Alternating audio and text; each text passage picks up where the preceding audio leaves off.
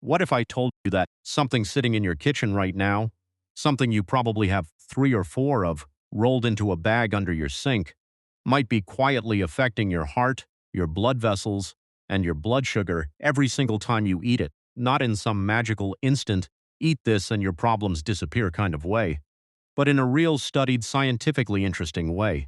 Stay with me for the next few minutes because by the end of this video, you are going to look at a plain raw onion completely differently. And if you're someone who's over 60, or you're watching this for a parent or a grandparent, this one matters even more.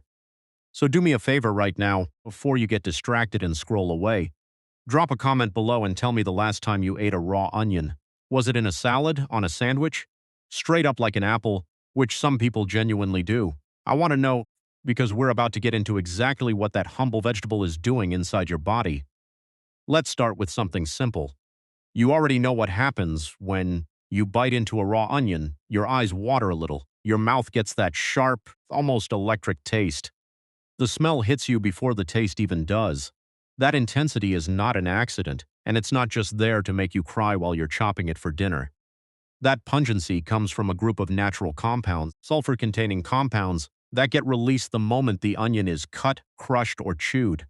When the cell walls of the onion break open, these compounds react and produce that sharp smell and taste we all recognize instantly. Alongside those sulfur compounds, raw onion also carries antioxidants, and one of the most talked about is called quercetin. We're going to come back to quercetin in a moment because it's honestly one of the more fascinating parts of this whole story. But before we go any further, I need to set the record straight on something, because there is a lot of misinformation floating around online about onions, garlic, and so-called blood-cleansing foods. Raw onion does not magically clean your blood. It does not dissolve dangerous blood clots sitting in your arteries. It does not instantly lower your blood sugar the second it hits your stomach. Your body is not waiting around for a vegetable to come rescue it. You already have incredibly sophisticated systems built in: your liver, your kidneys, your blood vessels, your hormones. These systems work around the clock, filtering, balancing, and regulating your blood in ways far more complex than anything a single food could replace. So if you've seen videos claiming that raw onion will detox your bloodstream overnight, I want you to be skeptical of that.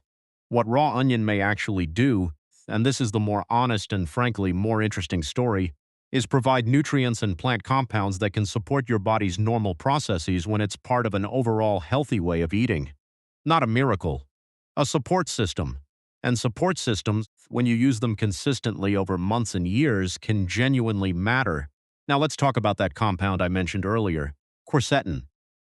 Quercetin is a flavonoid, which is just a scientific way of saying it's a type of plant antioxidant. Find it in onions. Yes, but also in apples and certain berries. Researchers have been interested in quercetin for years because antioxidants in general play a role in protecting your cells from something called oxidative stress.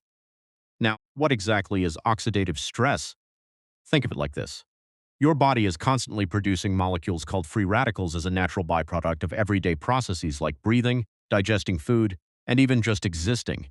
In small amounts, this is totally normal, and your body can handle it easily. But when there's an imbalance, when there are too many of these damaging molecules and not enough of your body's natural defenses to counter them, that's when oxidative stress becomes a problem. And oxidative stress isn't just some abstract lab concept. It can affect many different parts of the body, including your blood vessels. So why does that matter for your heart and your circulation? Because healthy blood vessels need to stay flexible. They need to be able to expand and contract to respond to your body's needs in real time. Think about what happens when you go for a brisk walk versus when you're sitting still watching this video right now. Your blood vessels are constantly adjusting, widening here, narrowing there, controlling exactly how much blood flows to which parts of your body. There's actually a specific layer involved in this process. It's called the endothelium, and it's the inner lining of your blood vessels. This thin layer plays a genuinely important role in controlling blood flow and keeping your circulation running smoothly. A diet that's rich in vegetables and other plant foods may help support the health of this vascular system, and onions, along with countless other vegetables, can be one small contributor to that overall dietary pattern. Notice I keep saying one small contributor. That phrase is going to come up a lot in this video, And it's on purpose because I don't want you walking away thinking one vegetable is a cure-all. That's not how nutrition works.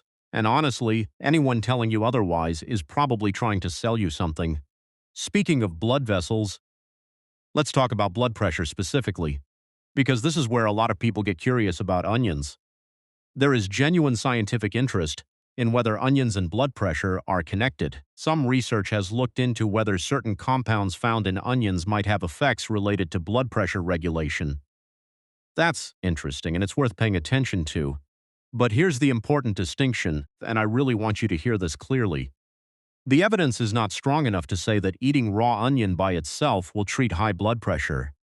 It is not a substitute. It is not a replacement. If you are currently taking medication for high blood pressure, please do not stop taking it or reduce it because you started eating more onions. That would be a genuinely dangerous decision, and I don't want anyone watching this video to make that mistake because of something they heard in a video like this one. Instead, think about onion as one small piece of a much bigger heart-healthy eating pattern. A pattern that includes vegetables, fruits, beans, whole grains, nuts, fish, and healthy fats.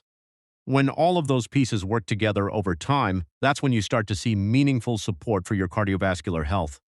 One vegetable alone was never going to do the heavy lifting, but as part of a team, it can play a role.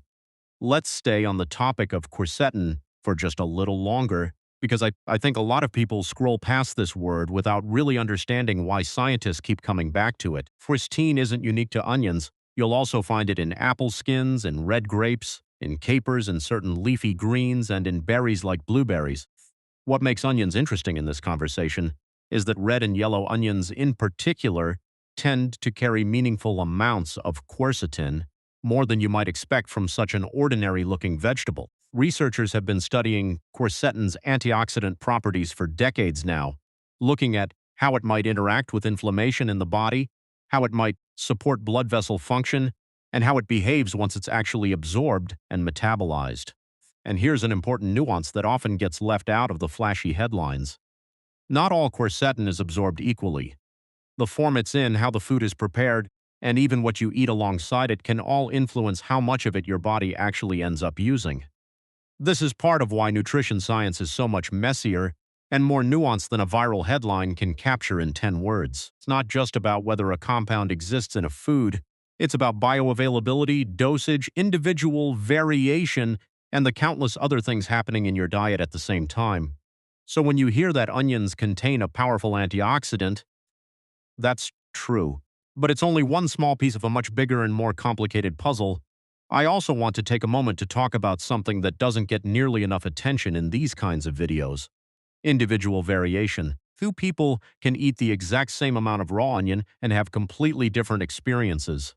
One person might feel totally fine, maybe even notice their digestion feels a little smoother thanks to those prebiotic fibers we talked about. Another person might feel bloated and uncomfortable within the hour. This isn't because one person is doing something wrong. It's because every single person's gut microbiome is different, shaped by years of diet, genetics, medications, stress, and countless other factors. So if you try adding more raw onion to your diet after watching this video and it doesn't agree with you, please don't force it. Listen to your own body. There is no universal rule here that applies perfectly to everyone, and that's actually true for almost every piece of nutrition advice you'll ever hear, not just this one about onions. Let me also address something a lot of people ask me in the comments on videos like this one. What about onion juice, onion supplements, or those onion extract capsules you sometimes see advertised online with bold claims plastered across the packaging? I want to gently push back on a lot of that marketing. When a compound gets concentrated into a supplement or an extract, the dose you're getting is often dramatically higher than anything you'd naturally consume by eating onions as food.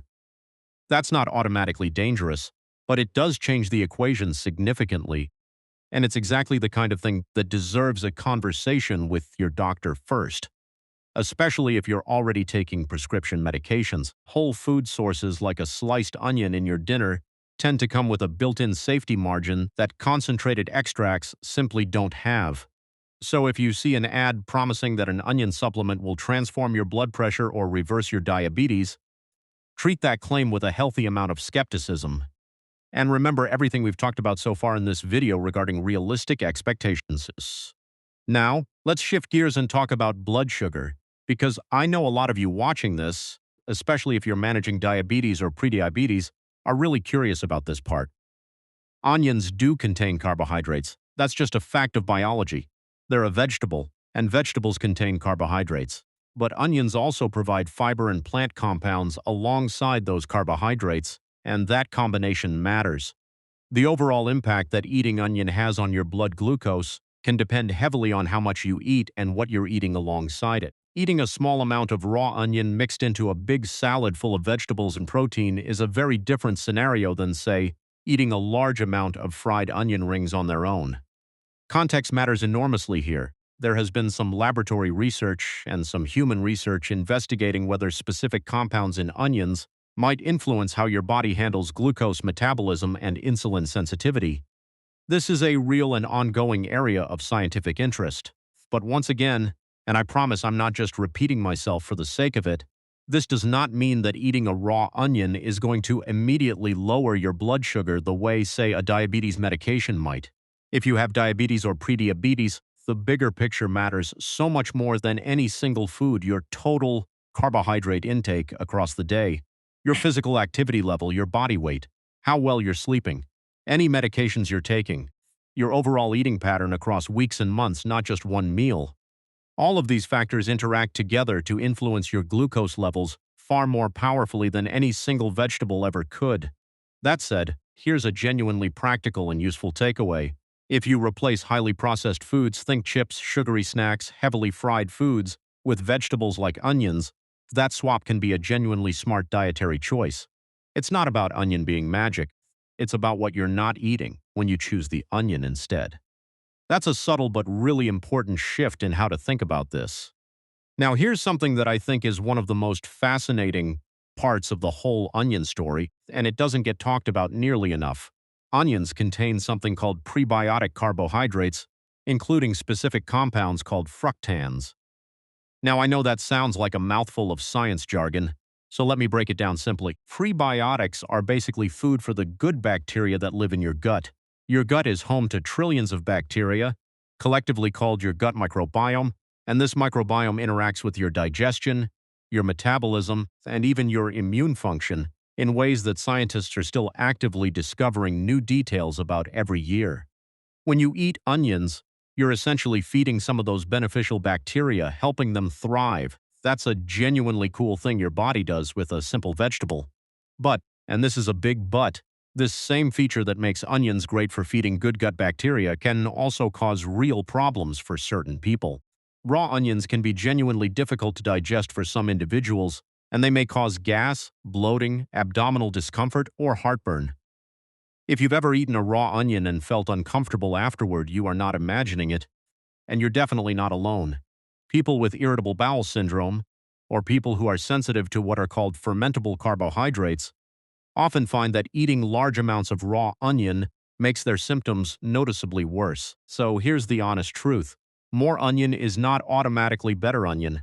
If you're new to eating raw onion regularly, or if your stomach has historically been sensitive to it, start with just a small amount and pay attention to how your body responds. Your gut will tell you pretty quickly whether it's happy with the amount you're eating. Now let's tackle a question. I know a lot of you have been wondering about this whole video. Is raw onion actually better than cooked onion? I wish I could give you a simple, clean, one-word answer here, but the honest answer is that it's genuinely more complicated than just saying raw is better across the board. Cooking changes certain nutrients and plant compounds in food, and onion is no exception. Some compounds may decrease when they're exposed to heat, while other nutrients can actually remain fully available even after cooking. The overall nutritional value you get really depends on the specific cooking method you use, how high the temperature is, and how long you cook it for. A quick sauté is very different from a long, slow caramelization process. For example, feta onion does have one clear advantage. It gives you those characteristic sulfur compounds and other beneficial compounds without any prolonged heat exposure at all, since heat can break some of these compounds down over time. But I want to be really clear that cooked onion is still a genuinely nutritious vegetable. It hasn't lost all of its value just because it went into a pan. So here's the bottom line on this whole raw versus cooked debate. You do not have to force yourself to eat raw onion if you genuinely dislike the taste or if it upsets your stomach. You can add onions to your meals in so many different ways. Toss them into salads, layer them onto sandwiches, simmer them into beans, stir them into soups, mix them into vegetable dishes or your favorite homemade meals. The single most important thing here isn't whether the onion is raw or cooked. It's maintaining a varied diet that's rich in minimally processed, whole foods overall. That variety is where the real benefit lives. Now I want to talk directly to those of you who are watching this video who are over 60 or who are watching this on behalf of a parent or grandparent, because this next part is especially important for you. If you are taking blood-thinning medication, medication for diabetes, or medication for blood pressure, please do not assume that just because a food is natural, it's automatically harmless in unlimited quantities. That's a really common misconception, and it can actually be dangerous. Natural does not automatically mean safe in any amount. Ordinary food portions of onion, the kind you'd normally eat in a meal, are generally a completely normal part of a healthy diet and pose no special risk. But concentrated supplements and large amounts of specific onion extracts are a genuinely different matter entirely. Supplements can deliver a much more concentrated dose of certain compounds than you'd ever get from eating a normal serving of food, and that concentration can potentially interact with medications in ways that a regular meal wouldn't. So always discuss any supplements or major dietary changes with your healthcare professional before starting them, particularly if you're currently taking multiple medications. This one piece of advice alone could genuinely save you from a harmful interaction down the road. So please don't skip it. Let me also touch on something practical that a lot of people ask about, which is how to actually make raw onion easier to enjoy if you love the idea of eating it more often, but the sharp taste or the digestive discomfort has held you back in the past. A few small tricks can genuinely make a difference here. Soaking sliced raw onion in cold water for about 10 to 15 minutes before eating it can mellow out some of that intense sharpness, making it noticeably milder without cooking it at all. Pairing raw onion with an acid, like a squeeze of lemon juice or a splash of vinegar, can also change the flavor profile and make it feel lighter and fresher, which is part of why pickled onions and onion-based salsas are so popular in cuisines around the world. And if portion size is the issue, simply starting with a tablespoon or two of finely chopped raw onion mixed into a larger dish, rather than eating thick raw slices on their own, is a really practical way to get some of the benefits without overwhelming your digestive system all at once. These are small, simple adjustments, but they can make the difference between someone giving up on raw onion entirely and someone finding a version of it that actually works well for their body and their taste buds. It's also worth mentioning how onions fit into different cultural food traditions around the world, because this really reinforces the idea that they've been valued as part of healthy eating patterns for a very long time, long before modern nutrition science came along to study them. In Mediterranean cooking, onions show up constantly alongside olive oil, tomatoes, garlic, and fresh herbs, forming the base of countless dishes tied to what's often called the Mediterranean dietary pattern, one that's been studied extensively for its associations with heart health. In South Asian cooking, raw onion is frequently served alongside spiced dishes, not just for flavor, but seemingly as a natural digestive complement to rich, spiced food.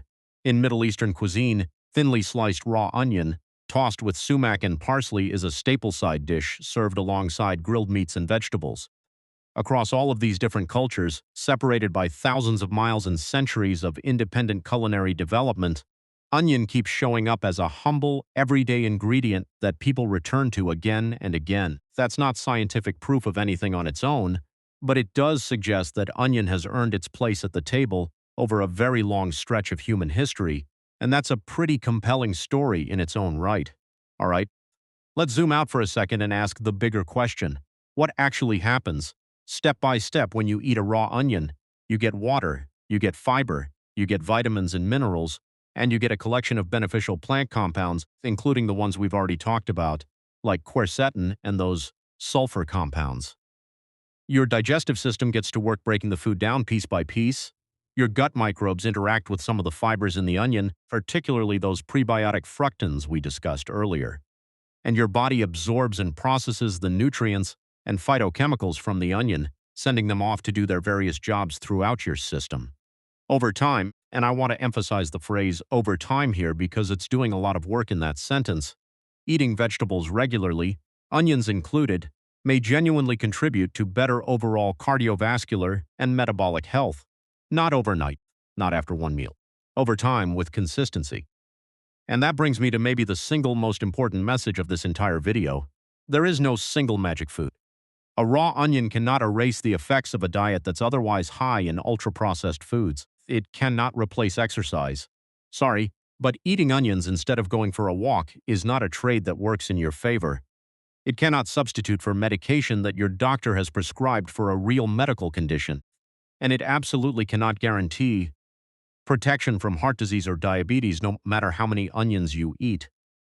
I know that might sound a little disappointing if you were hoping for a simple fix, but here's the flip side of that truth, and it's actually really empowering once you think about it. The real power in all of this comes from consistency, not from any single ingredient. So imagine, just for a moment, building your meals around vegetables, beans, whole grains, nuts, fish, or other healthy protein sources, and fruit. Now add in regular movement, whatever that looks like for you, whether it's walking, swimming, gardening, or dancing in your kitchen. Add in adequate sleep, because sleep affects your metabolism and your blood sugar far more than most people realize. Add in staying hydrated throughout the day, and add in regular medical checkups, so you and your doctor can catch and manage anything that needs attention early. When you put all of those pieces together into one consistent lifestyle, that's the real strategy. And in that much bigger picture, onions become one useful, flavorful ingredient in a much larger, much more powerful strategy for your health. There's one final point I really want you to take away from this video, and remember long after you've closed this tab. The strongest health benefits almost always come from your overall eating pattern across weeks, months, and years, rather than from obsessing over any single food in isolation. So many people fall into the trap of hunting for the next miracle ingredient, the next superfood headline, the next viral claim about some vegetable that will supposedly transform their health overnight. And I get it, it's an appealing idea, but it's simply not how human biology works. If raw onion happens to be something you genuinely enjoy eating and your body tolerates it well, then there is absolutely a good reason to include it regularly in reasonable portions as part of your meals. You don't need to force down an entire onion every single day like some kind of health challenge. That's not necessary, and frankly, your stomach probably wouldn't thank you for it. A few slices tossed into a salad, some chopped onion mixed in with a bowl of beans, or onions cooked into a balanced, well-rounded meal, that's more than enough to make this flavorful vegetable a regular part of your routine. So the next time you see a raw onion sitting on your kitchen counter, I want you to think about it a little differently than you might have before watching this video. Don't think of it as some kind of miracle cure that's going to transform your health overnight, because it's not. And anyone telling you otherwise online is stretching the truth for clicks. Instead, think of it as a humble, everyday vegetable, one that contains fiber, antioxidants, and sulfur-containing compounds that may genuinely support your body's normal cardiovascular and metabolic functions when it's eaten as part of a consistent, varied, healthy diet. And that, right there, the real onion shock behind all of this. It's not about some instant, dramatic change to your blood the second you take a bite.